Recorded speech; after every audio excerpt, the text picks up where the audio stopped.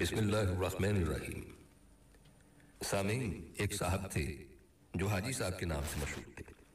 हाजी साहब ने आखिरी उम्र में फैक्ट्री लगा ली और वो 24 घंटे फैक्ट्री में रहने लगे। वो 16 से 18 घंटे दफ्तर में काम करते थे और जब थक जाते तो फैक्ट्री के गेस्ट हाउस में सो जाते। हाजी साहब के मिजाज की ये तब्दीली सबके लिए हैरान कुन थी। वो 30 साल तक दुनियादारी, कारोबार और रुपए पैसे से अलग थलग रहे थे। उन्होंने ये अरसा रियाजत और इबादत में गुजारा था और अल्लाह ताला ने उन्हें इस रियाजत का बड़ा खूबसूरत सिला दिया था। वो अंदर से रोशन हो गए थे। वो सुबह 8 बजे अपनी बैठक खोलते थे और रात गए तक उनके गिर्द लोगों का मजमा रहता था। लोग अपनी अपनी हाजत लेकर उनके पास आते थे और वो उनके लिए दुआ का हाथ बुलंद कर देते थे और अल्लाह ताला साइल के मसाइल हल फरमा देता था। अल्लाह ताला ने उनकी दुआओं को कबूलियत से सरफराज कर रखा था। लेकिन अचानक हाजी साहब की जिंदगी ने पलटा खाया। वो एक दिन अपनी गद्दी से उठे, बैठक बंद की, अपने बेटों से सरमाया लिया और गारमेंट्स की एक दरमियाने दर्जे की फैक्ट्री लगा ली। उन्होंने इस फैक्ट्री में 500 गरीब खवातीन रखी। खुद अपने हाथों से यूरोपीय खवातीन के लिए कपड़ों के डिजाइन बनाए। ये डिजाइन यूरोप भिजवा आए। बाहर से ऑर्डर्स आने लगे और हाजी साहब ने माल बनवाना शुरू कर दिया। यूं उनकी फैक्ट्री चल निकली और हाजी साहब दोनों हाथों से डॉलर्स समेटने लगे। दुनिया में उस वक्त गारमेंट्स की लाखों फैक्ट्रियां होंगी और इन फैक्ट्रियों के इतने ही मालकान होंगे, लेकिन इन लाखों मालकान में हाजी साहब जैसा कोई दूसरा किरदार नहीं होगा। पूरी दुनिया में लोग बुढ़ापे तक कारोबार करते हैं और बाद रुपए पैसे से ताइब होकर अल्लाह अल्लाह शुरू कर देते हैं, लेकिन हाजी साहब उनसे बिल्कुल उलट हैं। उन्होंने 35 साल की उम्र में कारोबार छोड़ा, अल्लाह से लो लगाई, लेकिन जब वो अल्लाह के करीब हो गए तो उन्होंने अचानक अपनी आबाद खानका छोड़ी और मकरूहात के गढ़े में छलांग लगा दी। वो दुनिया के वाहिद बिजनेसमैन हैं जो फैक्ट्री से दरगाह तक गए थे और फिर दरगाह से वापस फैक्ट्री में आ गए। हाजी साहब की कहानी एक कुत्ते से शुरू होती है और कुत्ते ही पर आकर खत्म होती है। ये 35 बरस पुरानी बात थी। हाजी साहब की गारमेंट्स फैक्ट्री थी। हाजी साहब सुबह सुबह फैक्ट्री चले जाते थे और रात देर तक काम करते थे। एक दिन वो फैक्ट्री पहुंचे तो उन्होंने देखा कि एक दरमियाने कद काट का कुत्ता घिसट घिसट कर उनके गोदाम में दाखिल हो रहा है। हाजी साहब ने गौर किया तो पता चला कि कुत्ता शदीद जख्मी है। शायद वो किसी गाड़ी के नीचे आ गया था, जिसकी वजह से उसकी 3 टांगें टूट गई थीं और सिर्फ एक टांग के जरिए जिस्म घसीट कर उनके गोदाम तक पहुंचा था। हाजी साहब को कुत्ते पर बड़ा रहम आया। उन्होंने सोचा कि वो कुत्ते को किसी जानवरों के डॉक्टर के पास ले जाते, उसका इलाज कराते और जब कुत्ता ठीक हो जाएगा तो वो उसे गली में छोड़ देंगे। हाजी साहब ने डॉक्टर से राब्ते के लिए फोन उठाया, लेकिन नंबर मिलाने से पहले उनके दिल में एक अनोखा ख्याल आया और हाजी साहब ने फोन वापस रख दिया। हाजी साहब ने सोचा, कुत्ता शदीद जख्मी है, इसकी 3 टांगें टूट चुकी हैं, इसका एक जबड़ा जख्मी है और पेट पर भी चोट का निशान है। चुनाचे कुत्ता अब रोजी रोटी का बंदोबस्त नहीं कर सकता। अब देखना यह है कि कुदरत इस कुत्ते की खुराक का बंदोबस्त कैसे करती है। हाजी साहब ने मुशाहिदे का फैसला किया और चुपचाप बैठ गए। वो कुत्ता सारा दिन गोदाम में बेहोश पड़ा रहा। शाम को जब अंधेरा फैलने लगा तो हाजी साहब ने देखा कि उनकी फैक्ट्री के गेट के नीचे से एक दूसरा कुत्ता अंदर दाखिल हुआ। कुत्ते के मुंह में एक लंबी सी बोटी थी। कुत्ता छुपता छिपाता गोदाम तक पहुंचा। जख्मी कुत्ते के करीब आया। उसने पांव से जख्मी कुत्ते को जगाया और बोटी उसके मुंह में दे दी। जख्मी कुत्ते का जबड़ा हरकत नहीं कर रहा था, चुनाचे उसने बोटी वापस उगल दी। सेहतमंद कुत्ते ने बोटी उठाकर अपने मुंह में डाली, बोटी चबाई और जब वो अच्छी तरह नरम हो गई तो उसने बोटी का लुकमा सा बनाकर जख्मी कुत्ते के मुंह में दे दिया। जख्मी कुत्ता बोटी निकल गया। इसके बाद वो कुत्ता गोदाम से बाहर आया। उसने पानी के हौज में अपनी दुम गीली की, वापस आया और दुम जख्मी कुत्ते के मुंह में दे दी। जख्मी कुत्ते ने सेहतमंद कुत्ते की दुम चूस ली। सेहतमंद कुत्ता इस कार्रवाई के बाद वापस चला गया। हाजी साहब मुस्कुरा पड़े। उसके बाद ये खेल रोजाना होने लगा और रोज कुत्ता आता, जख्मी कुत्ते को बोटी खिलाता और पानी पिलाता और चला जाता। हाजी साहब कई दिनों तक ये खेल देखते रहे। एक दिन हाजी साहब ने अपने आप से पूछा, वो कुदरत जो इस जख्मी कुत्ते को रिज्क फराहम कर रही है, क्या वो मुझे 2 वक्त की रोटी नहीं देगी? सवाल बहुत दिलचस्प था।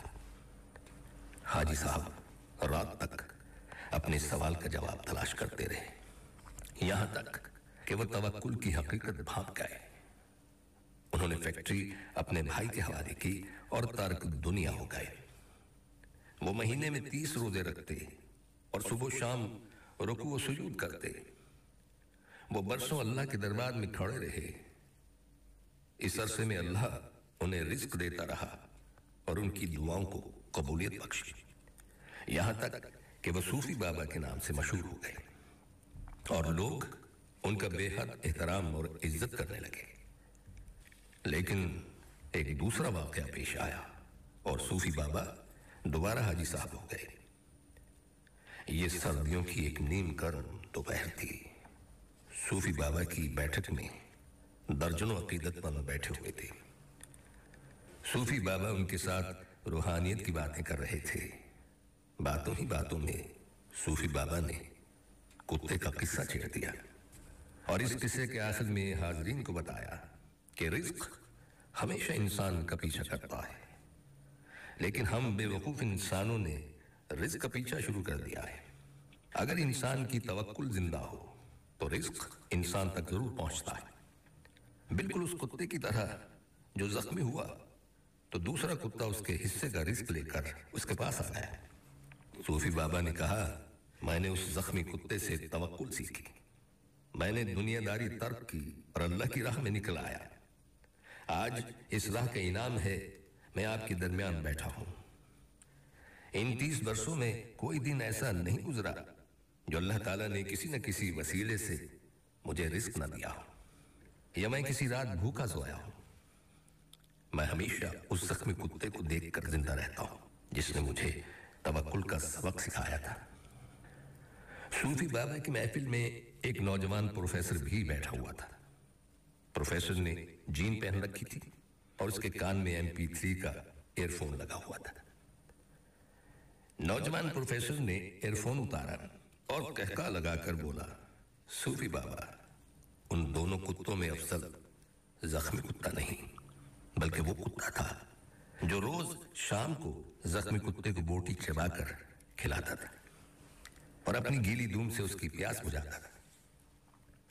काश आपने जख्मी कुत्ते के तवक्कुल की बजाय सेहतमंद कुत्ते की खिदमत, कुर्बानी और इसार पर तवज्जो दी होती तो आज आपकी फैक्ट्री 500-600 लोगों का चूल्हा जला रही होती।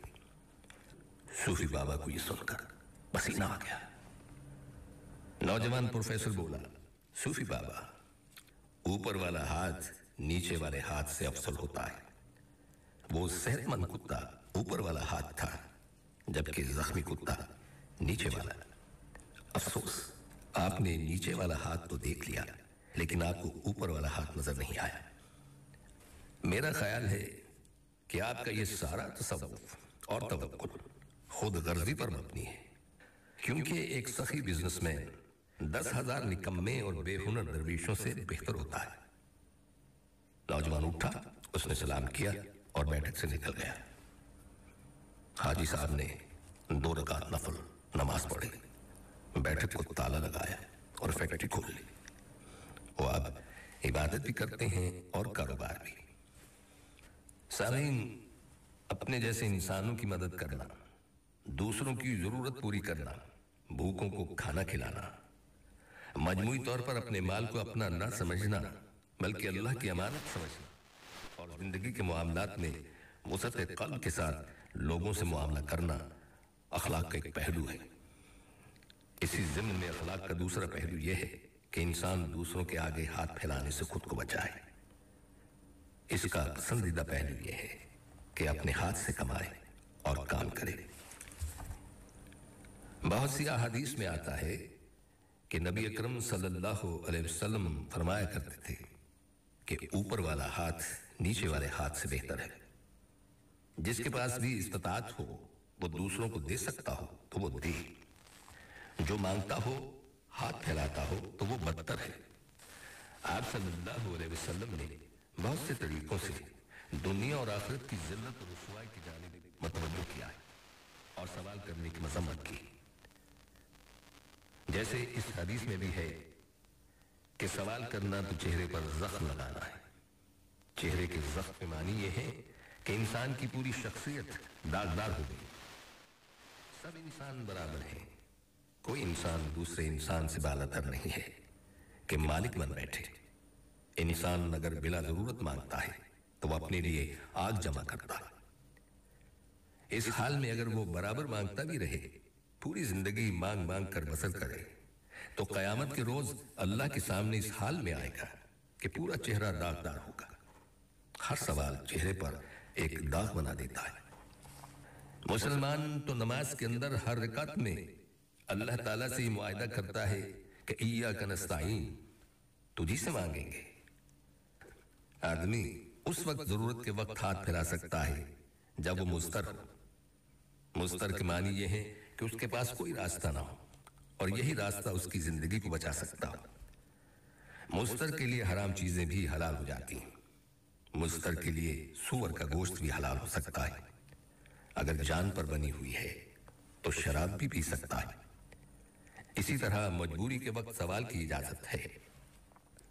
अगर इंसान मांगने को अपनी जरूरत बना ले और जरा जरा सी बात पर मांगे या उसके नफ्स के अंदर कोई एहसास ना हो, वो बिला तकल्लुफ लोगों से सवाल करता फिरे, तो ये मोमिन की शान के खिलाफ है।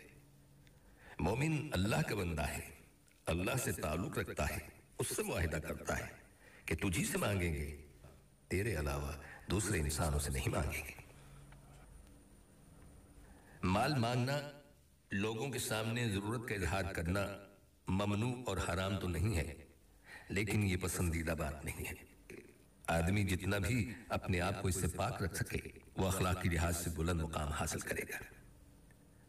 इसकी इजाजत है कि जरूरत पड़ने पर आदमी मांग ले, देने का हुक्म भी है, लेकिन अपना माल बढ़ाने के लिए मांगना, अपना पेट भरने की जरूरत के लिए हो फिर भी सवाल करना, मांग मांग के जिंदगी गुजारना, दूसरों के आगे हाथ फैलाना, अपने नफ्स की इज्जत का ख्याल न रखना, इन चीजों से मना किया गया है।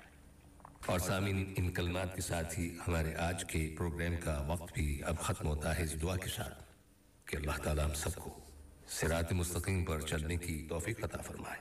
आमीन। आइंदा मुलाकात तक के लिए महमूद अहमद को इजाजत दीजिए। अल्लाह हाफिज।